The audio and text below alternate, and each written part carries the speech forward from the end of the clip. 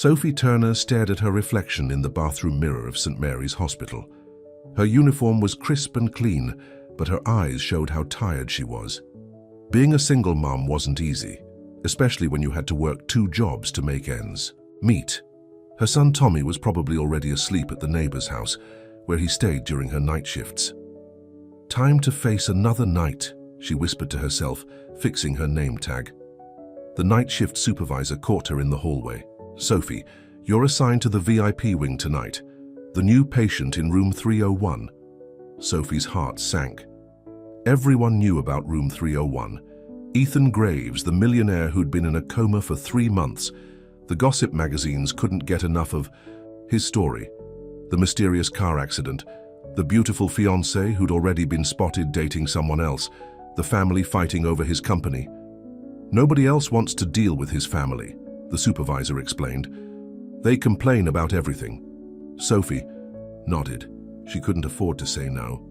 Tommy needed new school supplies, and their rent was due next week.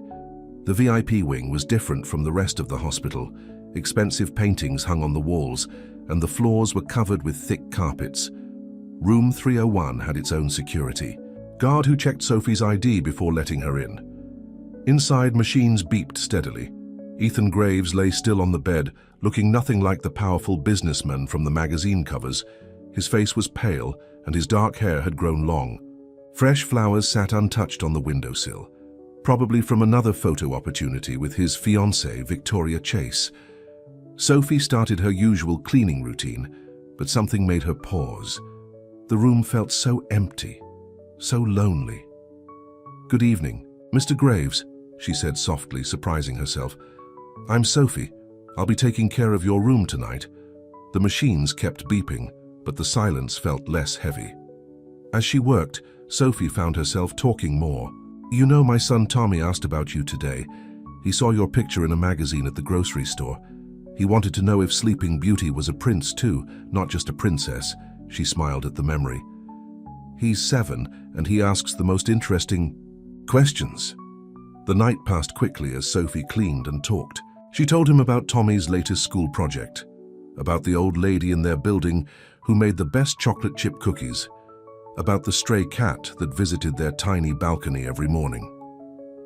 When dawn approached, Sophie finished her final tasks. "Well, Mr. Graves, it's time for me to go. Tommy will be waking up soon, and it's Pancake Friday."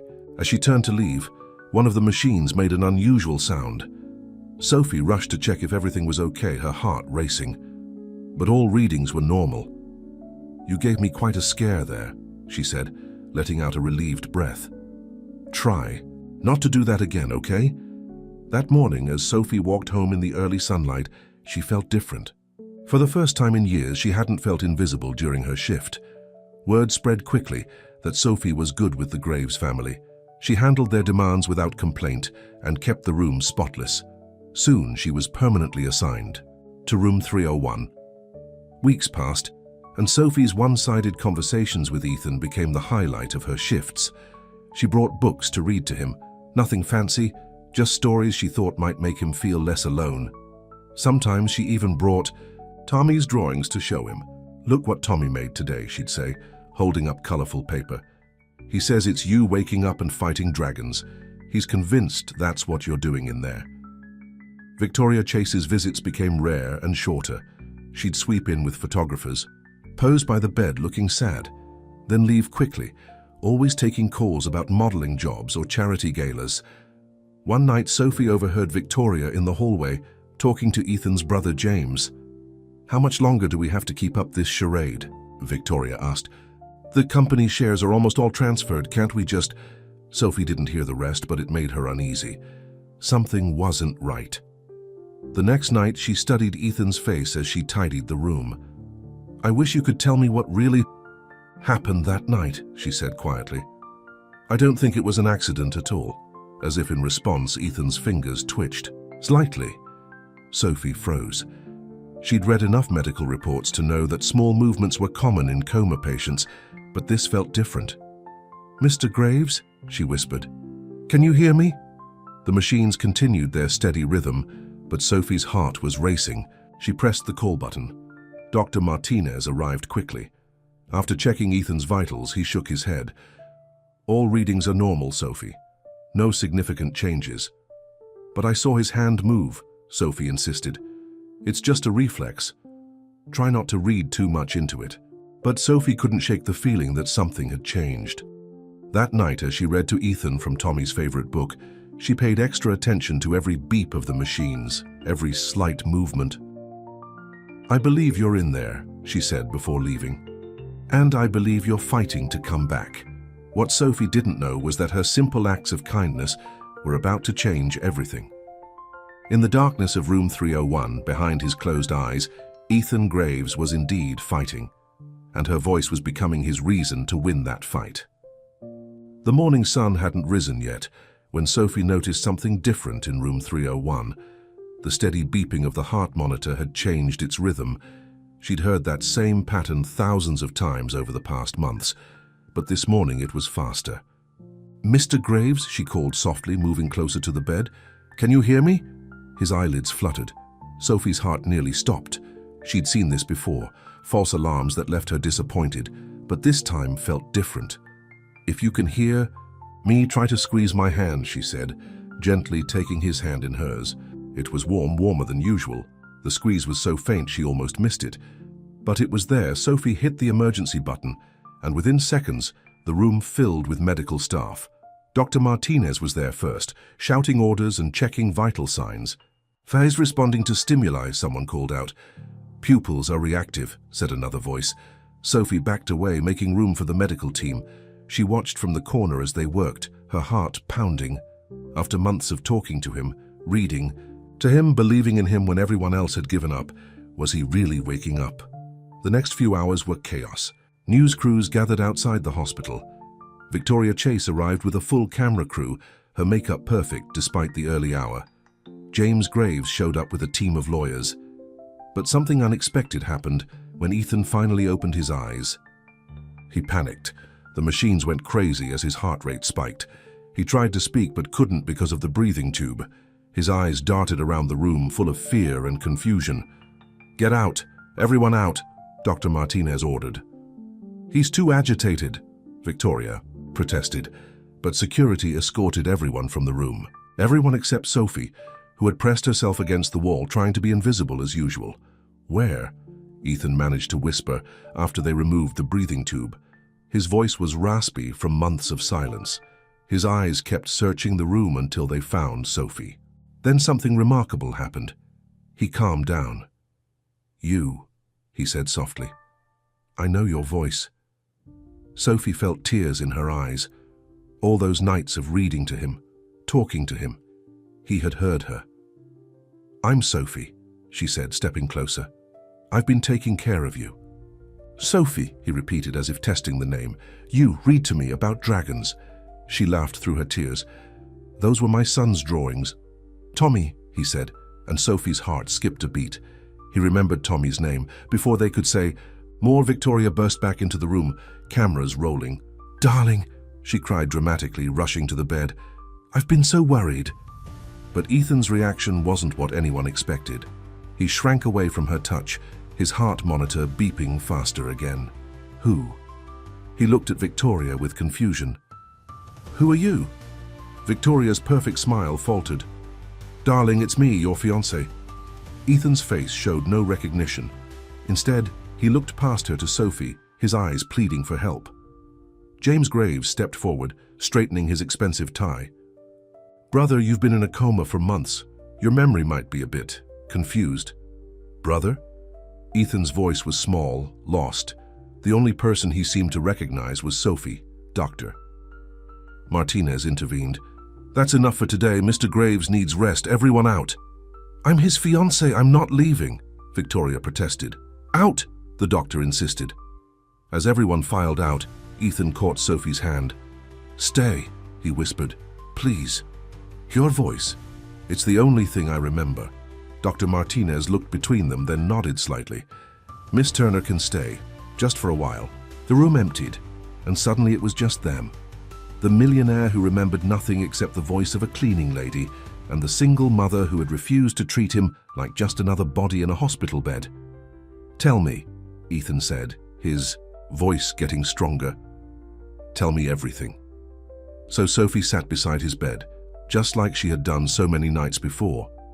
But this time, when she spoke, he answered back. She told him about his company, about the accident, about the 3 months he'd spent in a coma. She told him about Tommy's drawings and the books she'd read to him. "I heard you," he said. "In the darkness, your voice, it was like a light.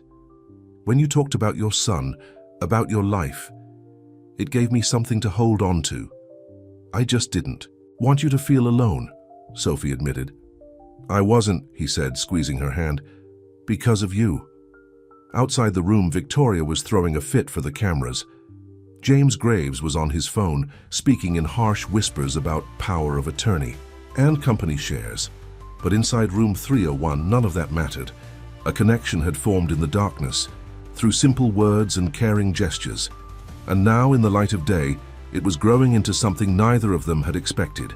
What they didn't know was that this was just the beginning.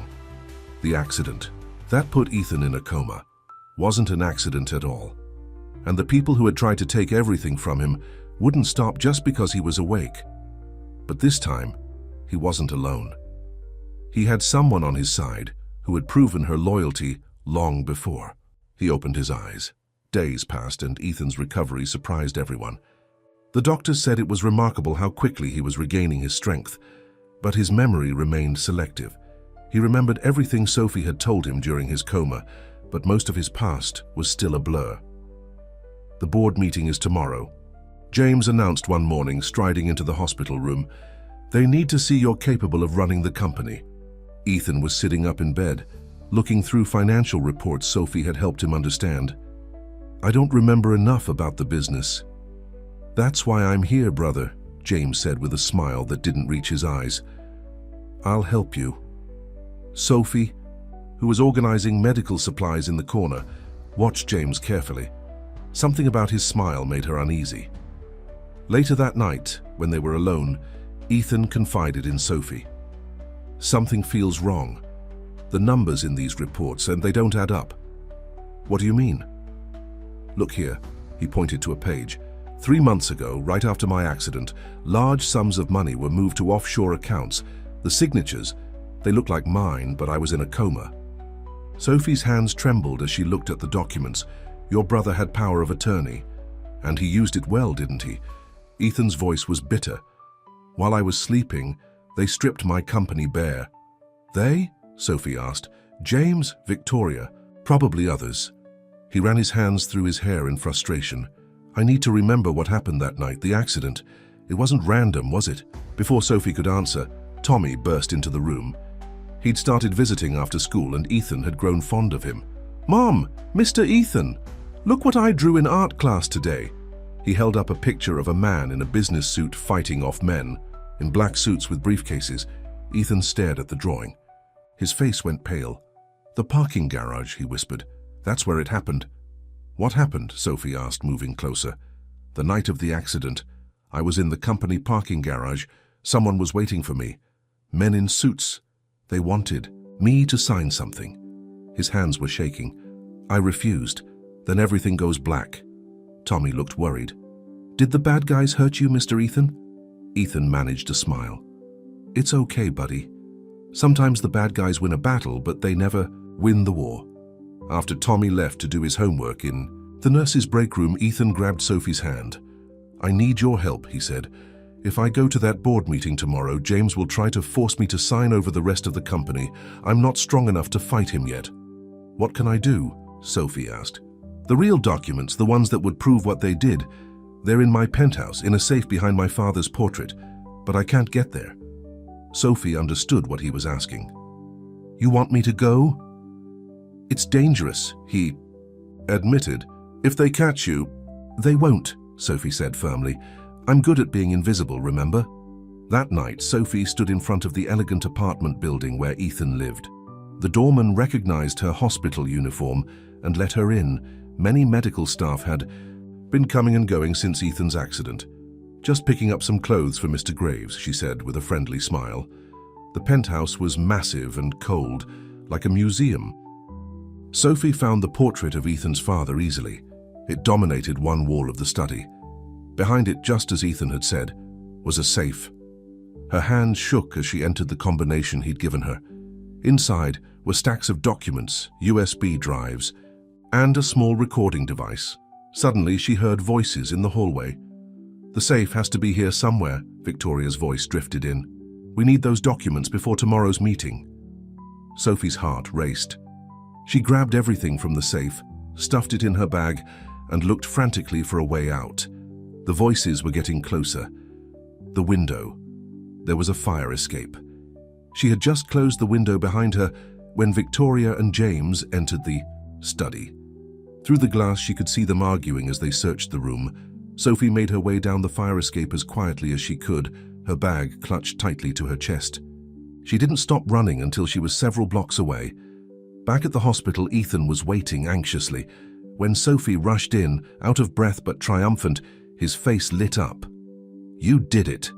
They spent the rest of the night going through the documents. There was evidence of everything. The embezzlement, the forged signatures, even emails discussing the accident.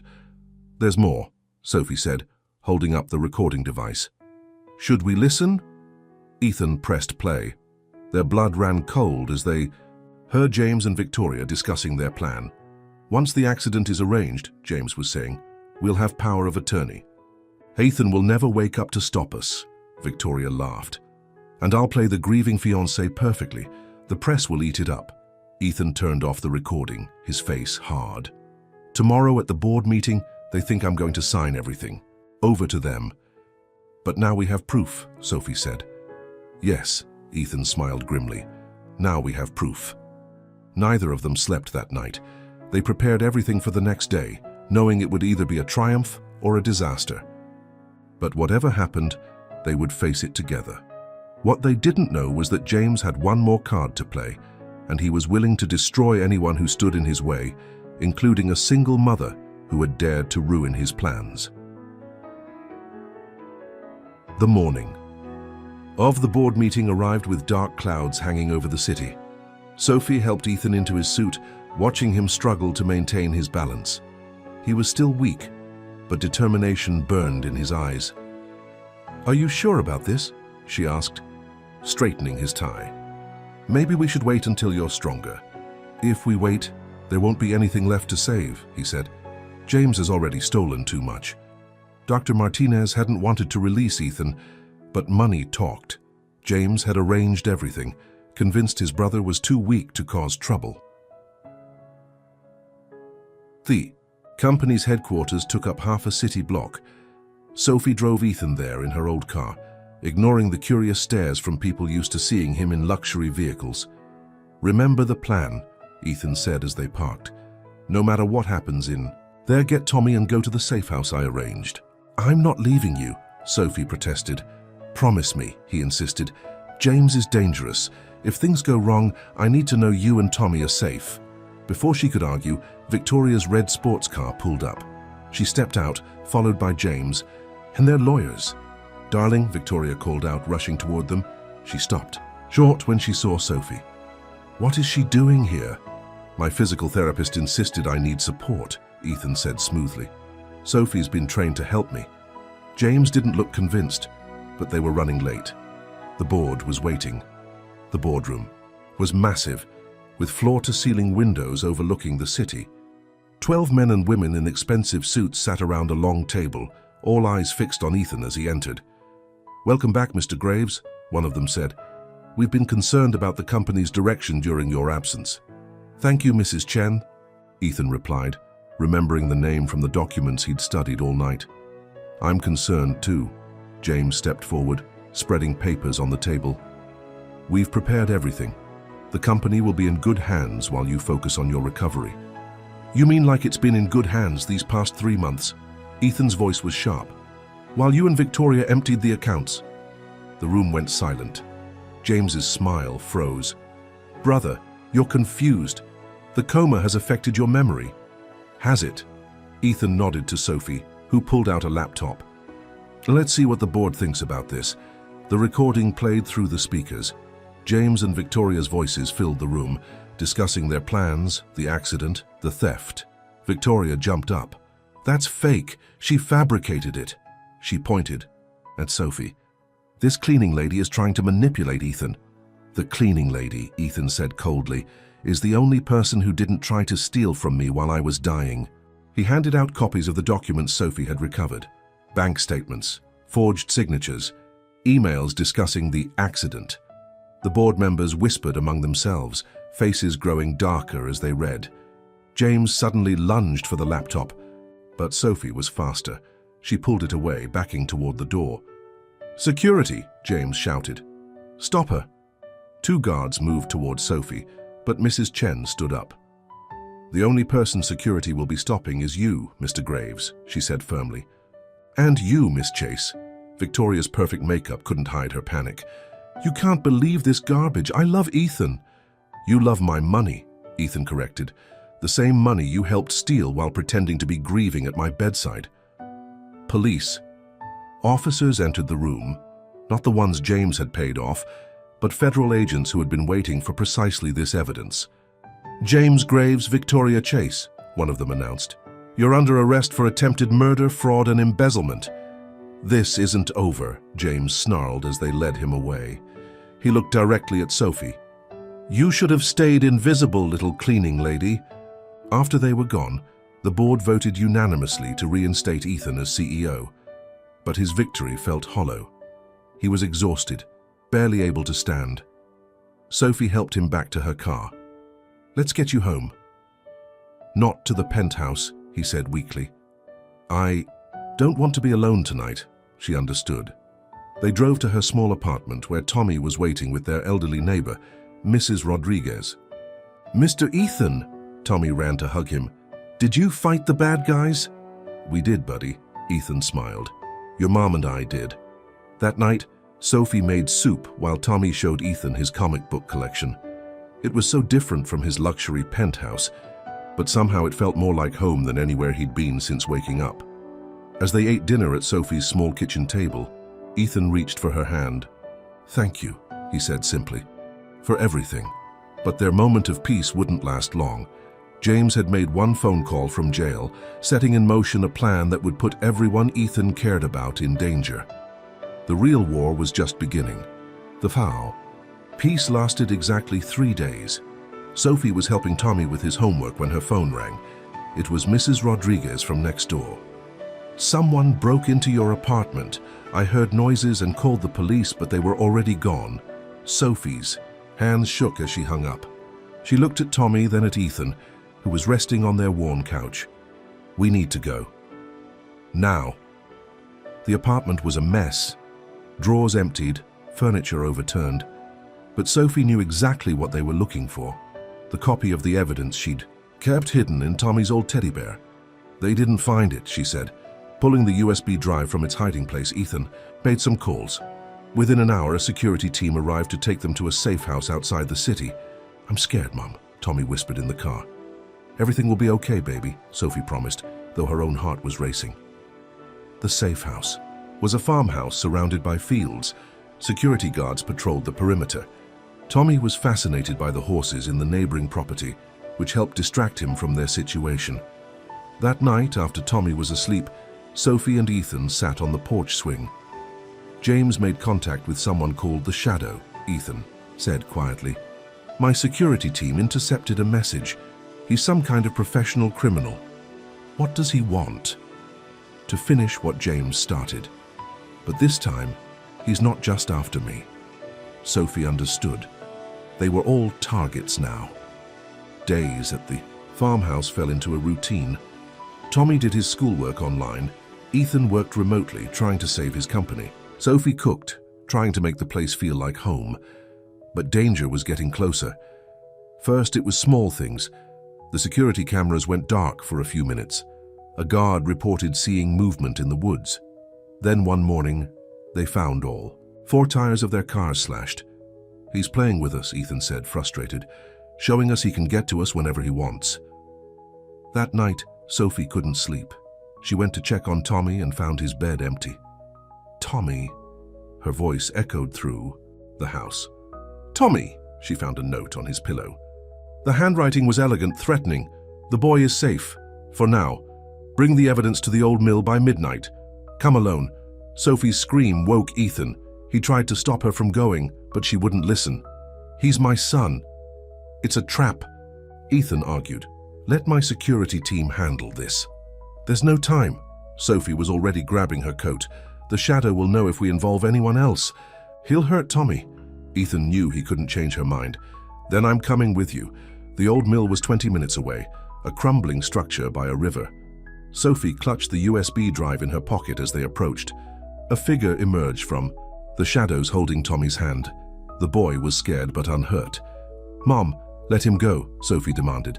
The shadow was tall, dressed entirely in black. His face was hidden behind a mask. The evidence first. Sophie took a step forward, but Ethan grabbed her arm. Wait, he said. That voice? The shadow laughed, removing his mask. Sophie gasped. It was Charles Graves, Ethan and James's father. The man everyone thought had died years ago. Surprised, son? Charles smiled coldly. Did you really think James orchestrated all this by himself? You're supposed to be dead, Ethan whispered. Death is useful when you want to watch your sons destroy each other, Charles said. James was always weak, too eager to please. But you, Ethan, you were becoming too powerful. The company was meant to be mine. So you faked your death, manipulated James, and tried to kill me? The accident was meant to finish you. When it didn't, I had to get creative. Charles tightened his grip on Tommy's shoulder. Now, the evidence. Or should I show your cleaning? Lady, what happens to people who interfere with family business? Sophie stepped forward, holding out the USB drive. But as Charles reached for it, Tommy bit his hand hard and ran. Everything happened at once. Charles lunged for Tommy. Sophie threw herself between them. Ethan tackled his father. They crashed to the ground near the river's edge. Years of anger and betrayal fueled their fight. The USB drive fell from Sophie's hand, landing near the water. Charles saw it and dove for it, but the rain-slicked rocks were treacherous. He slipped, falling toward the churning river below. Ethan reached for his father's hand, trying to save him. Their fingers touched for a moment before Charles fell into the darkness. The police found no body. The river had swept everything away. Later, holding Tommy close in the farmhouse, Sophie finally let herself cry. Ethan held them both, his family forged in crisis. Is it really over? Sophie asked. The shadow is gone, Ethan said. But more importantly, we're together. Tommy looked up at them. Can we stay here? I like the horses. Ethan smiled. I think that's a wonderful idea. But as they sat there, watching the sun rise over the fields, none of them saw the figure watching from the woods. A figure who had survived the river, who was already planning his next move, because some shadows never really go away. They just wait for the light to dim again. Life at the farmhouse changed everyone. Tommy grew stronger, spending hours with the horses next door. Sophie found peace in the simple routines of country life. And Ethan, away from the pressure of the city, finally started to remember. The memories came back in pieces. Some mornings he'd wake up remembering business deals, old friends, or childhood moments with James. But the memories weren't always pleasant. He was always there, Ethan told Sophie one evening as they watched Tommy play in the yard. My father, manipulating everything from the shadows, even when we thought he was dead. A letter arrived that morning from James in prison. He was ready to talk. The prison visiting room was cold and grey. James sat across from them, his expensive suits replaced by prison orange. Father contacted me, James said without greeting. He survived. Sophie grabbed Ethan's hand under the table. What does he want? Ethan asked. Revenge. But not just on you. James leaned forward. There's something you don't know about the company. Something big. Before he could continue, alarms started blaring. Guards rushed in, shouting about a security breach. Through the window, they saw smoke rising from the prison yard. He's here, James whispered, face pale with fear. Chaos erupted. Prisoners ran through the halls, guards shouted orders. In the confusion, someone grabbed Sophie from behind. Hello, dear daughter-in-law-to-be. Charles's voice was soft in her ear. He pressed, something cold against her back. "Shall we go for a walk?" Ethan saw them and tried to follow, but another explosion rocked the building. By the time the smoke cleared, Sophie and Charles were gone. "Dad's going to hurt her like he hurt Mom," James said quietly. Ethan turned sharply. "What are you talking about?" Mom's death wasn't an accident either. Dad found out she was going to expose his illegal weapons program. The company isn't just technology, brother. There's a whole secret division. Underground labs, military contracts, things that would destroy us all if they became public. Where would he take her? The old hunting lodge. That's where he... James couldn't finish. Ethan knew the place. Their family had spent summers there, when they were kids, before everything went wrong. The lodge was deep in the mountains, accessible only by a narrow road. As Ethan drove, his newly recovered memories painted a darker picture of those childhood summers, the secret meetings his father had, the strange noises from the basement, the way their mother had changed after their last visit. He found Sophie, tied to a chair in the lodge's main room. Charles stood by the fireplace holding an old photo. "You know what's funny?" Charles said without turning. "Your mother sat in that same chair. She made the same choice Sophie has to make now. Family, loyalty or truth?" "Let her go," Ethan demanded. "After she signs these papers." Charles held up a document. "Full control of the company returns to me. All evidence of our special projects disappears, or you'll kill me like you killed their mother," Sophie finished, her voice steady despite her fear. Charles smiled. "Smart girl. But you have more to lose than just your life, don't you? Tommy's at school right now, isn't he?" Sophie's face went white. "You're not touching him," Ethan growled. "Then sign the papers. All of you." "James has already agreed to his part."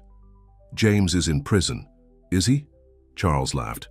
"Check your phone." Breaking news flashed on Ethan's screen. "Prison break, multiple. Inmates escape, including James Graves.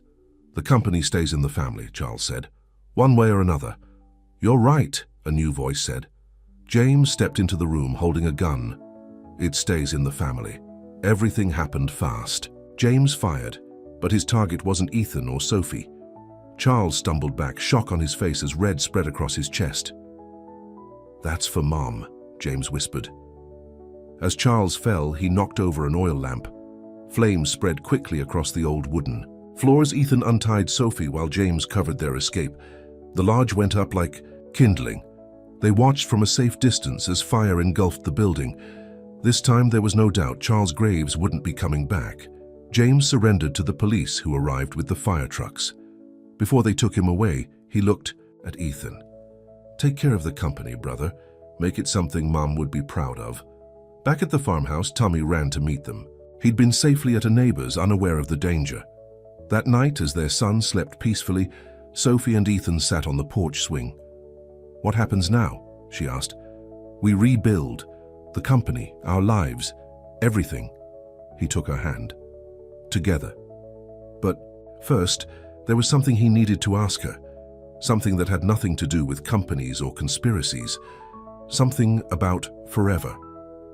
The farmhouse kitchen glowed with early morning light as Ethan got down on one knee. He didn't have a fancy ring, just his grandmother's simple gold band that he'd kept in his wallet since the day of the accident. "Sophie Turner, will you marry me?" She stared at him, coffee cup frozen halfway to her mouth. "Are you sure? Your world is so different from mine. My world was empty until you filled it with your voice." He took her hand. "Marry me. Let's make our own world." Before she could answer, Tommy came running in. "Mom, the TV people are here again." Reporters had found their sanctuary. Cameras and microphones crowded the front yard, all wanting the same thing, the story of the billionaire and the cleaning lady. "Miss Turner, is it true you're just after his money? Mr. Graves, has your memory fully returned? What about Victoria Chase's tell-all book deal?" Sophie's heart sank. This was Ethan's world constant attention judgment scandal. How could she subject Tommy to this? "I need time to think," she told Ethan, slipping the ring back into his hand. That afternoon, Victoria's interview aired on national television. She painted herself as the victim, claiming Sophie had manipulated a brain-damaged man. Poor Ethan. Victoria sniffed dramatically. He doesn't realize he's being used by this domestic worker. The words hit Sophie hard.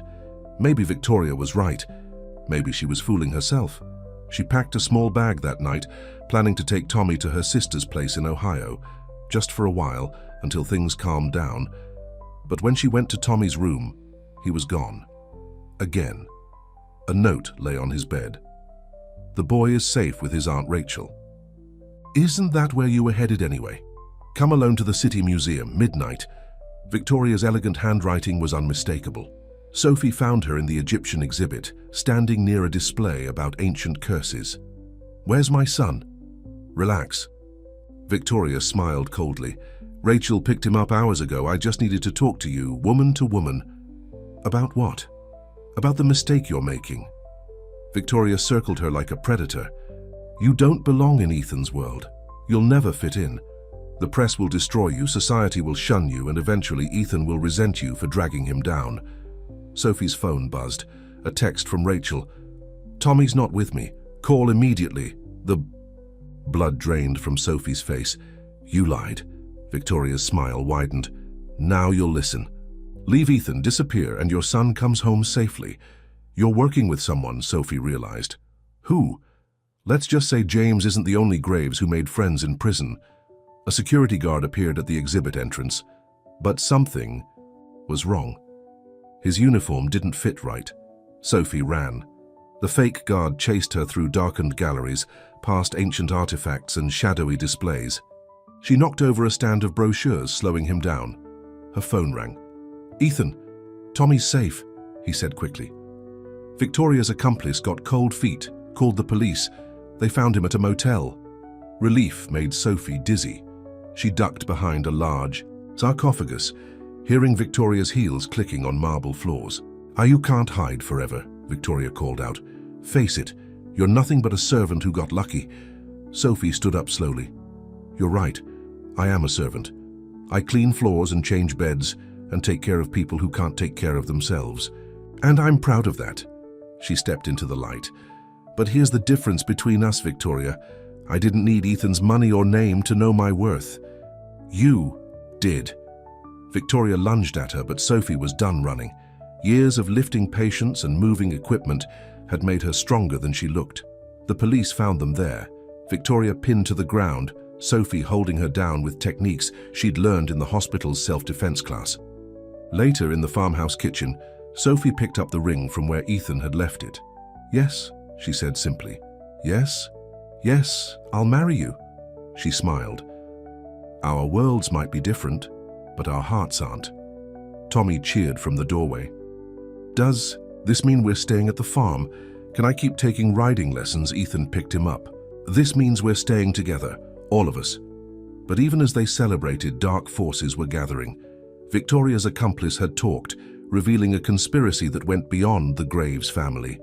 The company's secret weapons program had buyers, dangerous people who wouldn't let a little thing like love stand in their way. Wedding plans were in full swing when the first threat arrived.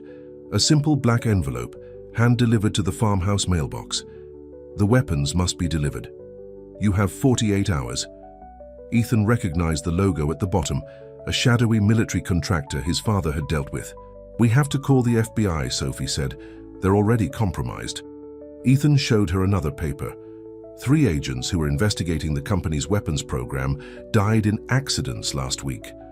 Sophie hugged Tommy closer. He was playing with his toy horses, unaware of the danger. What do they want exactly? Prototype weapons, things that should never exist. Ethan ran his hands through his hair. My father hid them somewhere. The buyers think I know where. That night, while Tommy slept, they searched through Charles's old files. Sophie found a photo that made her pause. The hunting lodge. Look at the background. Behind the main building was a small shed. Numbers were scratched into its door, coordinates. It survived the fire, Ethan realized. Everyone was focused on the lodge burning. Nobody checked the shed. They couldn't leave Tommy alone. Sophie's sister Rachel came to stay with him while they drove to the mountains. The shed looked innocent enough. But under a false floor, they found steel doors leading to an underground bunker. Dad's insurance policy, Ethan said as they descended. Weapons so dangerous he kept them close. The bunker was a high-tech nightmare. Prototypes lined the walls, things designed to kill, to control, to destroy. "We have to destroy them," Sophie said. I agreed, but first, Ethan started copying files. "We need proof, names of everyone involved." A noise upstairs, footsteps. They hid behind storage units as men in tactical gear entered. Leading them was Senator Morrison, head of the Military Oversight Committee. "Find those weapons," he ordered, "and kill anyone who gets in the way." Sophie's phone vibrated. A text from Rachel. "Men watching the house. Tommy's scared. They were trapped. If they stayed, the senator's men would find them. If they ran, Tommy was in danger." Ethan squeezed Sophie's hand. They'd faced worse odds. He triggered the bunker's fire suppression system. Smoke filled the room. In the chaos, they slipped past the guards, but the senator was waiting upstairs, his gun pointed at Sophie. "The weapons, Mr. Graves now." "Okay," Ethan said. "Let me show you." He led them back down. Sophie watched in horror as he started opening cases. "Careful with this one," Ethan said, lifting a strange device. "It's sensitive to electromagnetic fields." Then he dropped it. The blast knocked everyone down. Lights exploded. In the darkness, Ethan grabbed Sophie's hand. "Run!" They escaped as secondary explosions started. The entire bunker was going up, taking its deadly secrets with it. The senator and his men barely made it out before the final blast collapsed everything. At the farmhouse, the men watching Tommy were FBI, real ones this time. Agent Sarah Chen had been working undercover for months. "We've got Morrison," she told them, "and enough evidence to expose everyone involved." Tommy hugged them both. "Did you fight bad guys again?" "No more bad guys," Sophie promised, looking at Ethan. "Now we just have a wedding to plan." The next few weeks were a blur of happiness. Sophie insisted on a small ceremony at the farm. No press, no society pages, just family and real friends. Rachel helped her find a perfect, simple white dress. Tommy practiced carrying the rings. Even James was allowed to attend, under guard. His testimony had helped bring down the weapons conspiracy. The morning of the wedding, Sophie found a note from Ethan. "You saved me twice. First with your voice in the darkness, then with your love in the light. Today isn't just a wedding, it's a new beginning for all of us." But as Sophie walked toward the flower-covered arch where Ethan waited, none of them noticed the gift left by an uninvited guest. A small box wrapped in black paper, ticking softly under the presents table. 1 year later, the nursery was painted in soft yellows and greens. Sophie stood in the doorway, watching Ethan rock their 3-month-old daughter. "Emily? Another nightmare?" she asked. He'd been up since dawn, just remembering how close we came to losing all this. He kissed Emily's forehead. "James gets out next week." The past year had brought changes. The company was clean now, focused on medical technology instead of weapons. Their research helped people wake up from comas, inspired by Ethan's own experience. Tommy, now 9, was top of his class and had won his first riding competition. The shelf in his room held both ribbons and his father's adoption papers. Ethan had made it official 3 months after the wedding. The farmhouse had grown too. A new wing for Emily, an office where Sophie ran the company's charitable foundation, and always room for more dreams. James's release was weighing on everyone's minds. He'd served his time and helped bring down the weapons conspiracy. But trust was harder to rebuild than companies. The day he arrived, Sophie made his favorite meal, pot roast, just like their mother used to make. "Welcome home, brother," Ethan said, opening the door. James looked different. Prison had aged him, but his eyes were clearer. When he saw Emily, he cried. "She looks like Mom," he whispered. Tommy showed him the horses, chattering about school and his competitions. James listened, really listened, maybe for the first time in his life. That night, after the kids were asleep, the adults sat on the porch swing. "The company has a position open," Ethan said. "Security consulting, using your experience to make sure nothing like this happens again." James stared at his hands. "Why would you trust me?" "Because you're family," Sophie answered, "and families give second chances." Life settled into new rhythms. James moved into the guest house, slowly earning back trust. He spent hours with Tommy, teaching him chess and business math. With Emily, he was gentle. reading her stories and singing old lullabies. The press eventually lost interest in the cleaning lady who married a billionaire. They were just another family now, albeit one with an unusual story. Sophie kept her hospital uniform hanging in the closet. To remember, she said, where we started, who we are. One morning she found Ethan in the study, looking at old photos. Penny, for your thoughts? I was just thinking about voices in the darkness. He smiled. Hand angels who look like cleaning ladies. Sophie sat in his lap. Smooth talker, but you still have to change Emily's diaper. Their laughter echoed through the house, mixing with Tommy's video game sounds and Emily's happy babbles. Outside, James was fixing Tommy's bike. Mrs. Rodriguez was teaching their cook her secret sauce recipe. Life wasn't perfect, but it was theirs. That night, like every night, Sophie and Ethan stood in the nursery doorway, watching their children sleep. Tell me a story, he whispered, wrapping his arms around her waist. Once upon a time there was a woman who talked to sleeping princes, and did they live happily ever after? Tommy's sleepy voice came from his room. Sophie looked at her family, the son who made her strong, the daughter who made them complete, the husband who saw her soul, and even the brother-in-law who found redemption. They did, baby. They really did. And in the quiet farmhouse, surrounded by fields and horses and second chances, they wrote their own fairy tale. One where cleaning ladies became queens, not because of crowns or castles, but because their hearts were made of gold all along. The end. 1 year later, the nursery was painted in soft yellows and greens. Sophie stood in the doorway watching Ethan rock their 3-month-old daughter, Emily. Another nightmare? She asked. He'd been up since dawn, just remembering how close we came to losing all this. He kissed Emily's forehead. James gets out next week. The past year had brought changes. The company was clean now, focused on medical technology instead of weapons. Their research helped people wake up from comas, inspired by Ethan's own experience. Tommy, now 9, was top of his class and had won his first riding competition. The shelf in his room held both ribbons and his father's adoption papers. Ethan had made it official 3 months after the wedding. The farmhouse had grown too. A new wing for Emily, an office where Sophie ran the company's charitable foundation, and always room for more dreams. James's release was weighing on everyone's minds. He'd served his time and helped bring down the weapons conspiracy. But trust was harder to rebuild than companies. The day he arrived, Sophie made his favorite meal, pot roast, just like their mother used to make. Welcome home, brother, Ethan said, opening the door. James looked different. Prison had aged him, but his eyes were clearer. When he saw Emily, he cried. She looks like Mom, he whispered. Tommy showed him the horses chattering about school and his competitions.